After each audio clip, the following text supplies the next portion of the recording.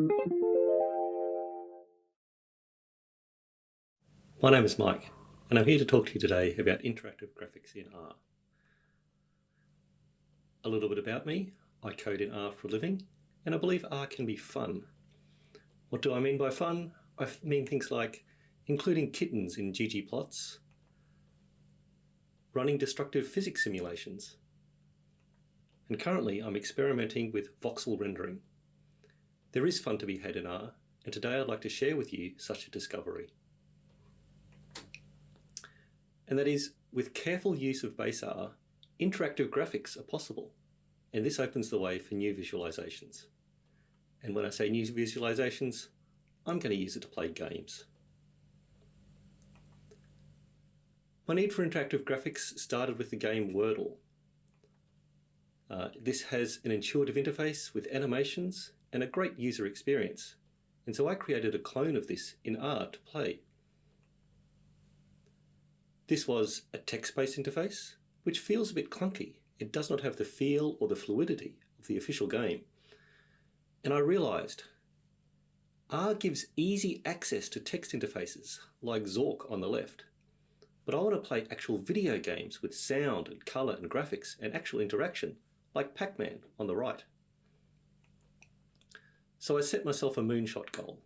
I knew where I wanted to go, but I didn't know how I was going to get there. And my moonshot was this: I will commit myself to achieving the goal before this year is out of writing and playing a video game in R. But this then raises the question, what extra things do I need to know in R in order to get a game running? And I needed to be sure of three things. And I'm going to discuss this with you today, and that is a fast graphics device for rendering to, a fast way of drawing to this graphics device to render the game, and mouse and keyboard interaction so we can actually play the game. A fast graphics device is essential if I actually want to play games. I need the graphics to respond at least 30 frames per second. If not, then the games will never run smoothly. When I say graphics device, I'm referring to the area or window where the plots are displayed in R, like the plot window in RStudio. On the Mac, there are a few other graphics devices. There's the Quartz and the X11 device, and I needed to compare them to find out what their speed and response times were. I wrote a very simple benchmark to test how fast a graphics device would respond to a simple plotting command. And I was pleasantly surprised that the graphics devices can respond at 30 times per second.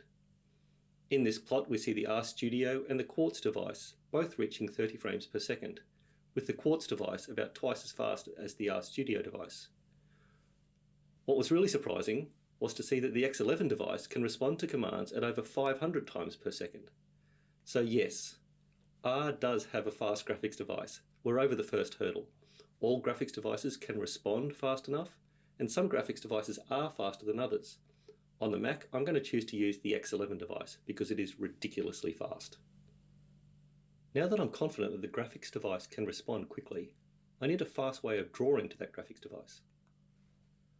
My focus is on pixel-based games, so blocky pixels and polygons and character sprites moving around, like the game of Pac-Man. A character sprite, like this cartoon dinosaur, is just a collection of coloured squares, and this can be drawn very quickly using just a base R graphics command, grid rect. If I draw this, clear the screen, and draw it again over and over, I can get some animation. To ensure this drawing system can scale, I'm going to use a common animation technique known as double buffering. In double buffering, there is one buffer for drawing and one buffer for rendering to the screen. And I'm going to implement it in R like this. I'm going to create a buffer in R, and then for every frame, draw the game into the buffer. And when that buffer is ready, copy that buffer into the graphics device. For the drawing buffer, I first considered a standard R matrix. This seems like a pretty good match for representing rectangular array of pixels on the screen. But I ran into some challenges that actually slowed things down, and that is the data ordering and the color representation within a matrix. In a matrix, the data ordering is such that sequential values define a column. In a graphics device, it wants sequential values to define a row of pixels.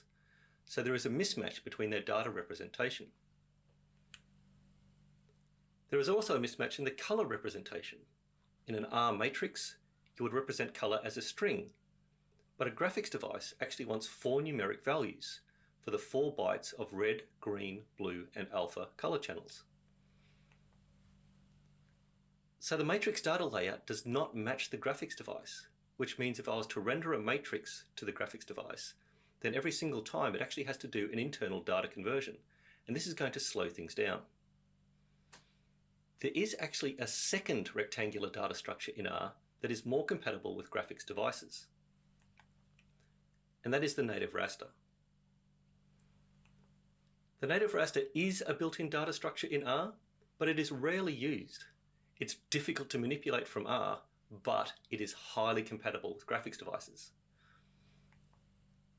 This table illustrates that the native raster object and the graphics device have the same data ordering and the same color representation. This means that the native raster objects will be very fast to copy to the graphics device, as no conversion will need to be done. So my specific double buffered rendering technique looks like this. I will create a native raster buffer in R, then for every frame, draw the game into that buffer, and then when it's ready, copy that buffer to the graphics device just with the grid raster command. This is a really powerful and scalable technique. It allows R to render multiple sprites very quickly. As a demonstration that this double buffering technique works, this is a live capture of 3 animated dinosaurs.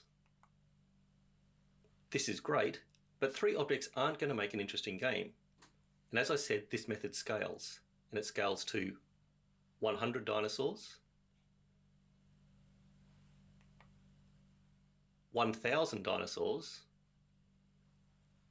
and the limit I could reach before the drawing speed dropped below the magic 30 frames per second was 5,000 dinosaurs. And I was really happy with this. R has a fast way of drawing.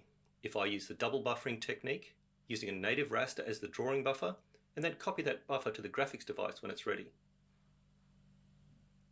The final piece of the puzzle is interactivity, an essential element of any game that you actually want to play. A standard way you currently might get feedback from the user is to request text using the readLine command, as shown here. When calling readLine, R cannot do anything else. It must have the user input before it proceeds to the next line. In a similar manner, you can get the mouse position using grid locator. But again, while waiting for the user input, R cannot do anything else. So using this style of interaction would not work for video games. Imagine a game of Pac-Man where the game stopped every time you needed to control the main character. It's not going to be an interesting game or very fun. We have to change our programming approach and make use of the event-driven capabilities of our graphics devices. In event-driven interaction, we ask the system to monitor for events, and when they occur, we ask them to run a particular function. For those of you familiar with Shiny, it is based on an event-driven framework. If you had a button on your web page, you would not write a for loop to check whether the button has been clicked. You would ask the system, in this case Shiny, that when the button is clicked, please run my function. And that's what the observe event handler is in Shiny.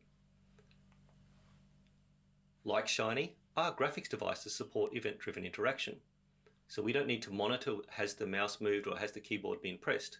We can ask the graphics device to monitor for us, and when that event occurs, run a particular function. This is all handled by the GR device package in the set graphics event handlers function, where you can tie functions to particular events.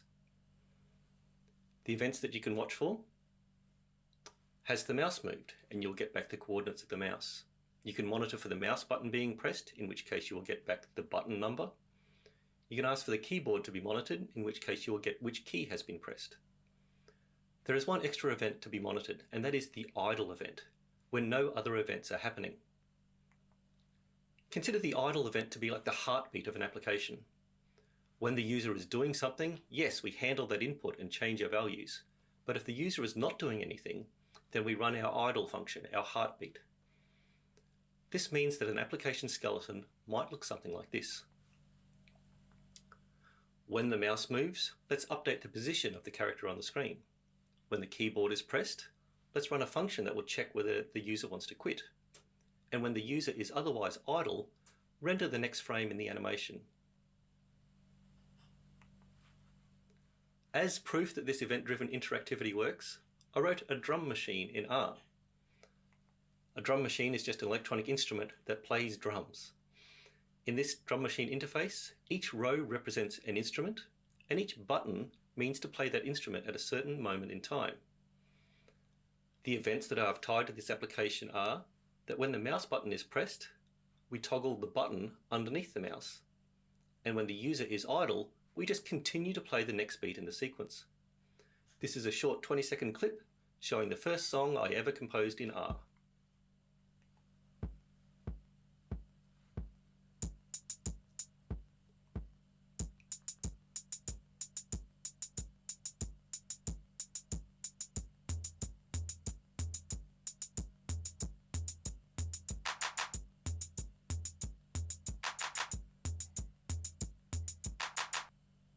This was a lot of fun to program and great fun to experiment with and compose my own songs.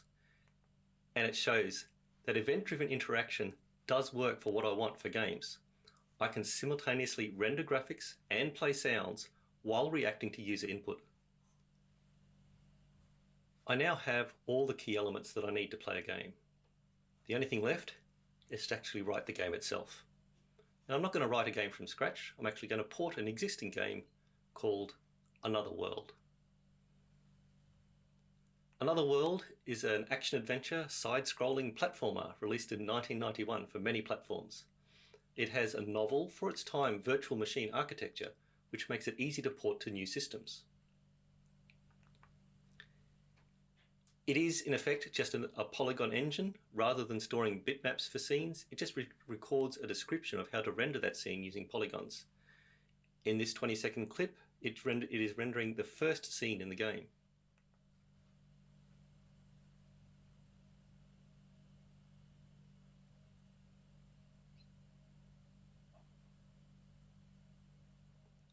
And the next scene is rendering a later scene in the game where the main character is having a drink.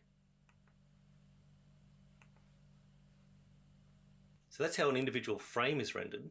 For the actual gameplay of Another World, I created an R implementation of the virtual machine. This was based upon the JavaScript and the C versions, which were originally based upon the assembly versions for MS-DOS and the Amiga. The event-driven game loop is quite simple, and I asked the graphics device, when the mouse or keyboard are used, it calls a function to update the variables in my virtual machine. And when the user is otherwise idle, it just executes the next instruction, maybe to draw a polygon or play a sound. Which means I can show you the demo of the game. This is a capture running live in R, and to preview what you're going to see, it is the typical life of a scientist. You arrive at work in your Ferrari, you drink at your desk, and then your experiment gets hit by lightning.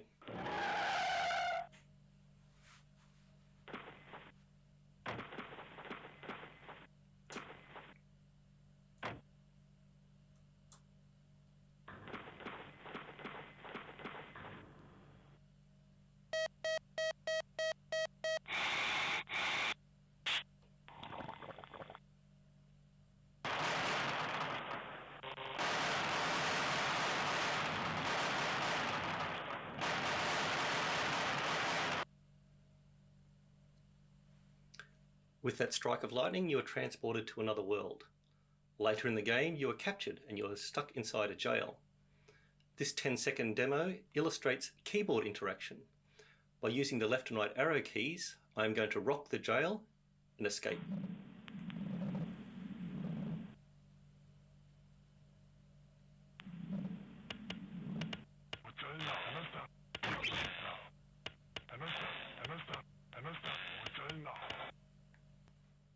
That jail escape ends quite abruptly, because I have not yet completed my goal. There are still bugs to fix and a package to release before I can claim that I have a playable game in R.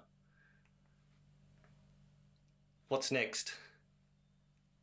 Hopefully today with this presentation I've managed to demonstrate that yes, with careful use of base R, interactive graphics are possible, and this opens the way to play games and new visualizations. I have released packages to document this work, and I encourage you to try them.